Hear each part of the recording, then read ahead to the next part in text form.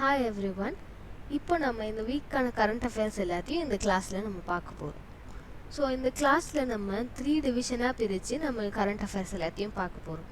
First வந்துட்டு national news, second வந்து global news அப்படின்னு 2 சைட்ஸாக பிரிச்சுட்டு, தேர்ட் செக்ஷனில் வந்து ஜூனில் அப்சர்வ் பண்ணுற இம்பார்ட்டண்ட்டான டேஸ் என்னெல்லாம் இருக்குது அப்படின்னு நம்ம பார்க்க போகிறோம்.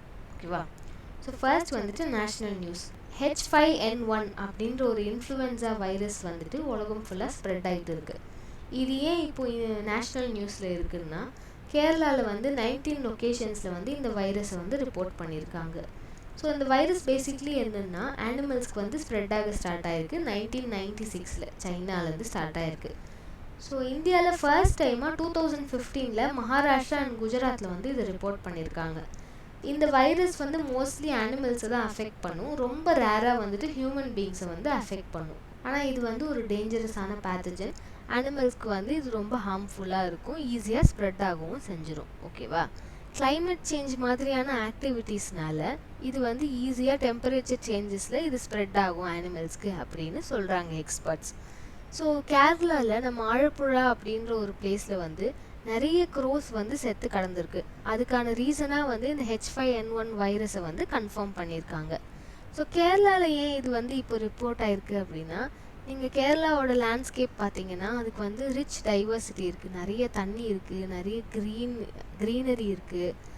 ஸோ அந்த ஏரியாவில் வந்து ஆட்டோமேட்டிக்லி நிறைய பேர்ட்ஸ் அண்ட் அனிமல்ஸ் வந்து இருக்க தான் செய்யும். ஸோ அப்படி நிறைய பேர்ட்ஸ் வந்து அனிமல்ஸ் வந்து இருக்கிறதுனால தான் கேரளாவில் இந்த டைமில் இப்போ ஸ்ப்ரெட் ஆகிருக்கு அப்படின்னு வந்து எக்ஸ்பர்ட் சொல்கிறாங்க. ஓகே, நெக்ஸ்ட் இந்தியன் ரயில்வேஸ் வந்துட்டு லிம்கா புக் ஆஃப் ரெக்கார்ட்ஸில் வந்து என்டர் ஆகிருக்கு. எதுக்காக அப்படின்னா, நிறைய பப்ளிக் வந்து கேதர் ஆகி நிறைய லொக்கேஷன்ஸில் ஒரு ஈவெண்ட்டை வந்து பண்ணியிருக்காங்க. மேக்ஸிமம் நம்பர் ஆஃப் பீப்புள் ஒரு ஈவெண்ட்டை அட்டன் பண்ணியிருக்காங்க அப்படின்ற ஒரு சாதனையை வந்து இந்தியன் ரயில்வேஸ் வந்து ஹோல்ட் பண்ணுது.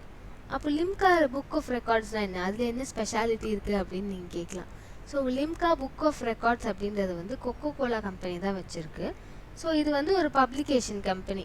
இந்தியாவில் வந்து என்னெல்லாம் ரெக்கார்ட் வந்து பண்ணுறாங்களோ அந்த ரெக்கார்ட்ஸ் எல்லாத்தையும் வந்து இவங்க மெயின்டைன் பண்ணிகிட்டே வருவாங்க. இப்போதைக்கு ஒரு 30 எடிஷன்ஸ் வந்திருக்கு அப்படின்னு நினைக்கிறேன். ஸோ இந்த 30 எடிஷன்ஸ்லேயுமே அந்தந்த வருஷத்தில் வந்து மக்கள் என்னெல்லாம் வந்து ரெக்கார்ட் பண்ணியிருக்காங்க இந்தியாவில், அந்த ரெக்கார்ட்ஸ் யார் பிரேக் பண்ணியிருக்காங்கன்னா அதை சேஞ்ச் பண்ணுறது, இதெல்லாம் தான் வந்து இந்த பப்ளிகேஷன்ஸில் வந்து பண்ணுவாங்க. ஓகேவா? ஸோ பேசிக்லி நீங்கள் தெரிஞ்சுக்க வேண்டியது இதுதான். ஒரு பெரிய ஈவெண்ட்டு நிறைய இடத்துல நடந்திருக்கு. அந்த இடத்துல வந்து நிறைய மக்கள் கேதர் ஆகி செலிப்ரேட் பண்ணி பார்ட்டிசிபேட் பண்ணியிருக்காங்க. அதுக்காக லிம்கா புக் ஆஃப் ரெக்கார்ட்ஸில் வந்து இந்தியன் ரயில்வேஸ் வந்து போயிருக்கு. ஓகே, நெக்ஸ்ட்டு நலந்தா யூனிவர்சிட்டியோட ரெனோவேட்டட் கேம்பஸை வந்து நரேந்திர மோடி ஓப்பன் பண்ணி வச்சுருக்காரு. ஸோ நம்ம பிரைம் மினிஸ்டர் வந்து எதுக்கு இது ஓப்பன் பண்ணி வைக்கணும், நலந்தா யூனிவர்சிட்டினா என்ன அப்படின்னு பார்க்கலாம். ஸோ நலந்தா யூனிவர்சிட்டி அப்படின்றது வந்து இந்தியாவிலேயே one of the oldest universities. So இது குமாரகுப்தா அப்படின்ற ஒரு பர்சன் தான் வந்து 5th century AD வந்து ஸ்டார்ட் பண்ணியிருக்காரு. இது காலப்போக்கில் வந்து சில இன்வேஷன் ரீசன்ஸ்னால இது வந்து அழிக்கப்படுது. ஸோ அந்த உடஞ்சி போன ரிமைன்ஸ் எல்லாத்தையும் வந்துட்டு யுனெஸ்கோ வந்து பத்திரமா ப்ரொடெக்ட் பண்ணியிருக்கு ஒரு ஹெரிட்டேஜ் சைட்டாக. ஸோ இப்போ என்ன பண்ணியிருக்காங்கன்னா, இதே இடத்துல வந்து ஒரு ரெனோவேஷன் ப்ராசஸ் மாதிரி ஸ்டார்ட் பண்ணி புதுசாக நலந்தா யூனிவர்சிட்டியை திருப்பி கொண்டு வரதுக்கான ஒரு ப்ராசஸை தான் முன்னெடுத்திருக்காங்க. இது எங்கே நடந்திருக்கு அப்படின்னா, பீகாரில் ராஜ்கீர் அப்படின்ற ஒரு இடத்துல தான் நடந்திருக்கு. 19th June அன்னைக்கு பிரைம் மினிஸ்டர் இனாகரேட் பண்ணி வச்சுருக்காரு. ஸோ இதுதான் news. Okay, next Miyawaki plantations அப்படின்றத வந்து national highway authority of India வந்து ஃபாலோ பண்ண போகிறாங்க. எங்கே ஃபாலோ பண்ண போகிறாங்கன்னா, டெல்லியில் வந்து பொல்யூஷன் வந்து அதிகமாக இருக்குதுன்னு நீங்கள் நியூஸ் ஆல்ரெடி பார்த்துருந்தீங்கன்னா கேள்விப்பட்டிருப்பீங்க. ஸோ அதை கண்ட்ரோல் பண்ணுறதுக்கு ஒன் ஆஃப் தி மெஷர்ஸாக வந்து இதை எடுக்கிறாங்க. இது எதுக்காக பண்ணுறாங்க அப்படின்னா, நிறைய பிளான்ஸ் இருந்தால் பொல்யூஷனை வந்து நம்ம கட்டுப்படுத்தலாம் அப்படின்ற ஒரு எண்ணத்தில் தான் இதை ஸ்டார்ட் பண்ணுறாங்க. என்ன சொல்கிறாங்க அப்படின்னா, 2 to 4 different types of plants, அந்த பிளான்ஸ் எல்லாருமே இண்டிஜினியஸ் பிளான்ஸாக இருக்கணும், அதாவது அந்த ஊரில் வளர்கிற பிளான்ஸாக இருக்கணும். அந்த பிளான்ஸை வந்து ஒரு ஸ்கொயர் மீட்டருக்கும் எடுக்கிறாங்க.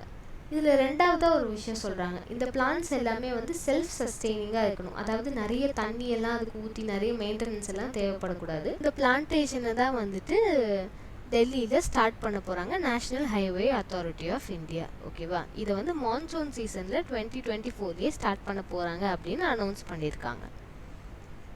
நெக்ஸ்ட் இந்தியா வந்துட்டு 63rd ரேங்க் வாங்கியிருக்கு. எங்கன்னா எனர்ஜி டிரான்சிஷன் இண்டெக்ஸ் அப்படின்ற ஒரு இண்டெக்ஸில் தான். இதை யார் ரிலீஸ் பண்ணுறாங்க அப்படின்னா வேர்ல்ட் எக்கனாமிக் ஃபோரம் அப்படின்ற ஒரு என்டிட்டி தான் ரிலீஸ் பண்ணுறாங்க.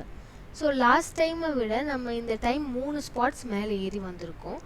அவுட் ஆஃப் 120 நேஷன்ஸ் வந்து நம்ம 63rd பொசிஷனில் இப்போ இருக்கோம். எனர்ஜி டிரான்சிஷன் இண்டெக்ஸ்னால் வந்துட்டு நம்ம சஸ்டெயினபிள் சோர்சஸ் ஆஃப் எனர்ஜிக்கு வந்து எப்படி மாறிக்கிட்டே வரும் ஃபாசில் ஃபியூவல்ஸ்லேருந்து அப்படின்ற ட்ராக் பண்ணுறது தான் இந்த இண்டெக்ஸ். ஸோ இதில் நம்ம வந்து 63rd ரேங்கில் இருக்கோம் அப்படின்றது தான் news. Okay, next global news. Dal, Mursan and Hilsa அப்படின்ற 3 கிரேட்டரை வந்து மார்ஸில் கண்டுபிடிச்சிருக்காங்க. ஸோ கிரேட்டர்னால் என்னது? ஒரு குட்டி குழி மாதிரி ஒரு டிப்ரெஷன் வந்து இருந்துச்சு அந்த சர்ஃபேஸில் அப்படின்னா அதை வந்து நம்ம கிரேட்டர் அப்படின்னு சொல்கிறோம். ஓகேவா? ஸோ இந்த 3 கிரேட்டர்ஸ்க்கும் வந்து ஏன் இந்த பேர் வச்சாங்க அப்படின்னா இந்தியா ஸ்பேஸ் ரிசர்ச்க்கு பண்ண கான்ட்ரிபியூஷன்ஸை ஹானர் பண்ணுற விதமாக வந்து இந்த 3 கிரேட்டர்ஸ்க்கும் வந்து இந்தியன் பேர் வந்து வச்சுருக்காங்க.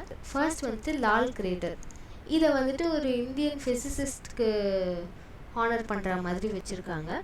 அவர் பேர் வந்துட்டு தேவேந்திர லால். ஓகேவா?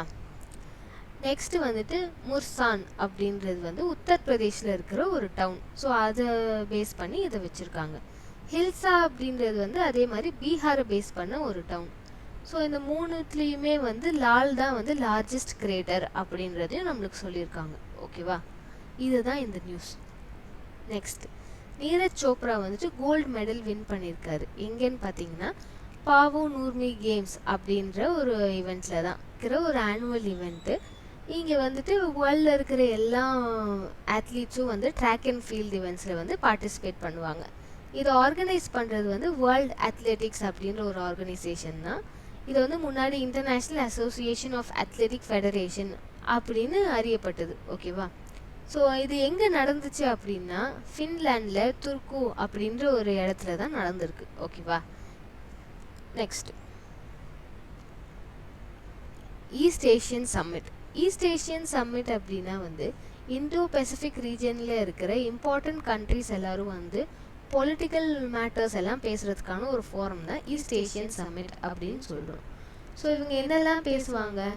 இந்தோ பெசிஃபிக் ரீஜனில் செக்யூரிட்டி எப்படி இம்ப்ரூவ் பண்ணலாம், அங்கே என்னெல்லாம் வந்து எக்கனாமிக் இஷ்யூஸ் இருக்குது, நம்ம எப்படி ஸ்ட்ராட்டஜிக்காக நம்ம டெவலப்மெண்ட்டை வந்து முன்னாடி கொண்டு போகலாம் அப்படின்றத வந்து டிஸ்கஸ் பண்ணுவாங்க. இது வந்து ஆசியான் அப்படின்ற ஒரு ஆர்கனைசேஷனை ஒரு எக்ஸ்டென்ஷனாக வச்சுருக்காங்க.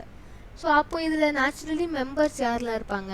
ஆசியான் மெம்பர்ஸ் எல்லாருமே இங்கே இருப்பாங்க. அவங்க ஒரு 10 பேர். அது போக டயலாக் பார்ட்னர்ஸ் அப்படின்னு ஒரு 8 பேர் இருக்காங்க. இந்தியா வந்து ஒரு ஆசியான் மெம்பர் கிடையாது. பட் அவங்க ஒரு டயலாக் பார்ட்னராக வந்து ஈஸ்ட் ஏஷியன் சம்மிட்டில் பார்ட்டிசிபேட் பண்ணுறாங்க. ஓகேவா? இந்த வருஷம் அது எங்கே நடந்திருக்குன்னா லாவோஸ் அப்படின்ற ஒரு இடத்துல நடந்திருக்கு. ஓகேவா? இதில் என்ன ஸ்பெஷாலிட்டி அப்படின்னா நம்ம இந்தியாவிலேருந்து பார்த்தோம்னா நம்ம ஃபாரின் மினிஸ்டர் வந்து ஜெய்சங்கர் இருக்கார் இல்லையா, அவர் வந்து பார்ட்டிசிபேட் பண்ணியிருக்காரு. நம்ம ஃபாரின் மினிஸ்ட்ரி சார்பாக அவர் பார்ட்டிசிபேட் பண்ணி சைனா கூட வந்து டிஸ்கஷன்ஸ் வந்து நடத்தியிருக்காரு இந்த ஈவெண்ட்டில். நம்ம எப்படி பார்டர் செக்யூரிட்டியை வந்து பீஸ்ஃபுல்லாக மெயின்டைன் பண்ணலாம் அப்படின்ற மாதிரி சில விஷயங்கள் எல்லாத்தையும் வந்து தனியாக சைனீஸ் ரெப்ரசன்டேட்டிவ் கிட்ட இவர் டிஸ்கஸ் பண்ணியிருக்காரு. அது போக இந்த டயலாக்லேயும் வந்து நம்ம இந்தியா ரெப்ரசன்ட் பண்ணி என்கேஜ் ஆகியிருக்காங்க. இதுதான் இந்த நியூஸ். ஓகே, ஸ்னோ பர்சிஸ்டன்ஸ் அப்படின்னு ஒரு ஃபினாமினன் இருக்குது. அது என்னென்னா இப்போது ஸ்னோ வந்து ஃபார்மேஷன் ஆகுது இல்லையா, ஸோ அந்த ஸ்னோ ஃபார்மேஷன் வந்து உருகாமல் எவ்வளோ நேரம் ஒரு டெம்பரேச்சரில் ஸ்டேபிளாக இருக்குது அப்படின்றத அப்சர்வ் பண்ணுறாங்க. ஸோ அதை தான் வந்து ஸ்னோ பர்சிஸ்டன்ஸ்னு சொல்கிறாங்க. இப்போ நம்ம இந்த கங்கா, யமுனா அப்படின்ற ரிவர்ஸ் எல்லாம் இருக்கு இல்லையா, அதெல்லாம் எங்கேருந்து வருதுன்னா கிளேஷியர்ஸ், அதாவது இந்த பனிப்பாறைகள்லாம் உருகி தான் நம்மளுக்கு வந்து வருது. ஸோ கங்கா வந்து கங்கோத்ரி கிளேஷியர்லேருந்து வருது, யமுனா வந்து யமுனோத்ரி கிளேஷியர். இந்த மாதிரி பனிப்பாறைகள்லேருந்து உருகி தான் ரிவர்ஸ் எல்லாம் வருது. ஓகேவா? இப்போ இந்த கிளேஷியர்ஸ்க்கும் நம்மளுக்கும் என்ன சம்மந்தம் அப்படின்னா ஹிந்து குஷ் ஹிமாலயாஸ் அப்படின்ற ஒரு ரேஞ்ச் இருக்குது. இந்த ரேஞ்ச் வந்து 8 கண்ட்ரீஸ்க்கு வந்து ஸ்ப்ரெட் ஆகிருக்கு. கிட்டத்தட்ட 3500 கிலோமீட்டர்ஸ்க்கு வந்து இது ஸ்ப்ரெட் ஆகிருக்கு. எங்கெல்லாம் இருக்குது அப்படின்னா Afghanistan, Bangladesh, Bhutan, China, India, Nepal, மயான்மர் and Pakistan. So இந்த 8 கண்ட்ரீஸ்லேயும் ஸ்பேன் ஆகி தான் இந்த ஹிந்து குஷ் ஹிமாலயாஸ் ரேஞ்ச் வந்து இருக்குது. இந்த இடத்துல நிறைய பனிப்பாறைகள் இருக்குது. அந்த பனிப்பாறைகள் எல்லாம் உருகி தான் வந்து நிறைய ரிவர்ஸ் இருக்குது. ஸோ அவங்க எஸ்டிமேட் பண்ணியிருக்கிறது வந்து அட்லீஸ்ட் 12 ரிவர்ஸ் வந்து டிஃப்ரெண்ட் டைரக்ஷன்ஸ்லேருந்து பனிப்பாறையிலேருந்து உருகி போகுது அப்படின்னு சொல்கிறாங்க. ஸோ இதில் என்ன நம்மளுக்கு கன்சர்னிங்காக இருக்குன்னா, நம்மளுக்கு நிறைய வாட்டர் சப்ளை இஷ்யூஸ் வந்து வரும் நிறைய மக்களுக்கு. இதை தான் வந்து கன்சர்னாக எடுத்து வைக்கிறாங்க. ஓகேவா? நெக்ஸ்ட் சில இம்பார்ட்டன்ட் டேஸ் எல்லாம் இருக்குது ஜூனில். அது என்னன்னு நம்ம இப்போ பார்த்துடலாம்.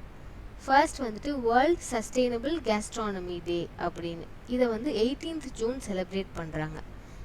இதோட தீம் என்னென்னா வந்துட்டு வேஸ்ட் எல்லாம் கம்மி பண்ணி சஸ்டெயினபிளாக நம்ம எப்படி சாப்பிட்லாம் அப்படின்றது தான். ஸோ நம்ம ஓவர் யூசேஜில் இப்போ நீங்கள் புஃபே எல்லாம் போனீங்கன்னா நீங்கள் வந்து உங்களுக்கு தேவையான சாப்பாடு நீங்கள் எடுத்துப்பீங்க. பட் அது போக நிறைய மிச்சம் இருக்கும் இல்லையா, அதெல்லாம் வேஸ்ட்டு தானே. ஸோ இந்த மாதிரி நிறைய வேஸ்ட் வந்து நம்ம ஜென்ரேட் பண்ணாமல் நம்மளுக்கு தேவையான விஷயங்களை மட்டும் நம்ம யூஸ் பண்ணி எப்படி சஸ்டெயினபிளாக வந்து சாப்பிடலாம் அப்படின்றத வந்து அப்சர்வ் பண்ணுறது தான் இந்த வேர்ல்ட் சஸ்டெயினபிள் கேஸ்ட்ரானமி டே. ஓகேவா? கேஸ்ட்ரானமினா ஒன்றும் இல்லை, நம்ம சாப்பிட்ற பொருள் டேஸ்ட்டு எல்லாத்தையும் வந்து டிஸ்கிரைப் பண்ணி நம்ம சொல்கிறது தான் கேஸ்ட்ரானமி அப்படின்னு நம்ம சொல்கிறோம். ஓகேவா? நெக்ஸ்ட் சம்மர் சால்ஸ்டிஸ் அப்படின்ற ஒரு ஃபினாமினனை பற்றி பார்க்க போகிறோம். இப்போது நம்ம எர்த் வந்துட்டு ஒரு ஆர்பிட்டில் ரொட்டேட் ஆகிட்டே இருக்குது. ஸோ சன் வந்துட்டு சென்டரில் இருக்கும். ஸோ இப்படி ரொட்டேட் ஆகும்போது அந்த டில்டட் ஆக்சிஸ்லேருந்து சன்னை வந்து ரொம்ப கிட்ட ரீச் ஆகும் ஒரு டைமில். அந்த டைம் தான் வந்து ஜூன் 21 அப்படின்னு நம்ம சொல்கிறோம். ஸோ அந்த ஜூன் 21 அப்போது நம்மளுக்கு லாங்காக இருக்கும் டே, நைட் வந்து ஷார்ட்டாக இருக்கும். ஓகேவா? அதே மாதிரி வின்டர் சால்ஸ்டிஸ் அப்படின்னு ஒரு டைம் இருக்குது. அங்கே வந்து நைட்டு ரொம்ப லாங்காக இருக்கும், டே வந்து ரொம்ப ஷார்ட்டாக இருக்கும். ஸோ நம்மளுக்கு இப்போ முடிஞ்சிருக்கிறது வந்து சம்மர் சால்ஸ்டிஸ் அப்படின்றது தான். இது வந்து நார்தர்ன் ஹெமிஸ்ஃபியரில் தான் வந்து ப்ராமினெண்ட்டாக தெரியும். இதை நிறைய கல்ச்சர்ஸில் வந்து சன் வார்ஷிப் பண்ணுறவங்க இல்லைன்னா வந்து நிறைய கல்ச்சுரல் சிக்னிஃபிகன்ஸ் இருக்கிறதுனால அதை வந்து ஒரு ஃபெஸ்டிவலாக வந்து செலிப்ரேட் பண்ணுவாங்க. ஓகே, பட் சயின்டிஃபிக்லி இதுதான், எர்த் வந்து டில்ட் ஆகி ரொட்டேட் ஆகுறப்போ நம்மளுக்கு வந்து ஒரு பாயிண்ட் ஆஃப் டைமில் நிறைய சன்லைட் வந்து கிடைக்கிது. அதனால நம்மளுக்கு வந்து லாங் டே வந்து வருது. இதை தான் வந்து நம்ம சம்மர் சால்ஸ்டிஸ் அப்படின்னு சொல்கிறோம். ஓகேவா? நெக்ஸ்ட் இன்டர்நேஷ்னல் யோகா டே. இதை வந்து ஜூன் 21 வந்து செலிப்ரேட் பண்ணியிருக்காங்க. Yoga for self and society அப்படின்ற தீமில் வந்து செலிப்ரேட் பண்ணியிருக்காங்க. இந்த டே எதுக்காக வச்சுருக்காங்க அப்படின்னா, யோகா பண்ணுறதால நம்மளுக்கு என்னெல்லாம் பெனிஃபிட்ஸ் கிடைக்கும் அப்படின்றத வந்து முன்னெடுத்து வைக்கிறதுக்காக இந்த டேவை வந்து செலிப்ரேட் பண்ணுறாங்க. இந்த டைமில் எல்லாருமே யோகா பண்ணி அவேர்னஸ் க்ரியேட் பண்ணுவாங்க. ஓகே, ஸோ இன்றைக்கான ஈவெண்ட்ஸ் வந்து இவ்வளோ தான். நம்ம நெக்ஸ்ட் கிளாஸில் நெக்ஸ்ட் வீக்கான ஈவெண்ட்ஸ் எல்லாத்தையும் பார்க்கலாம். தேங்க்யூ.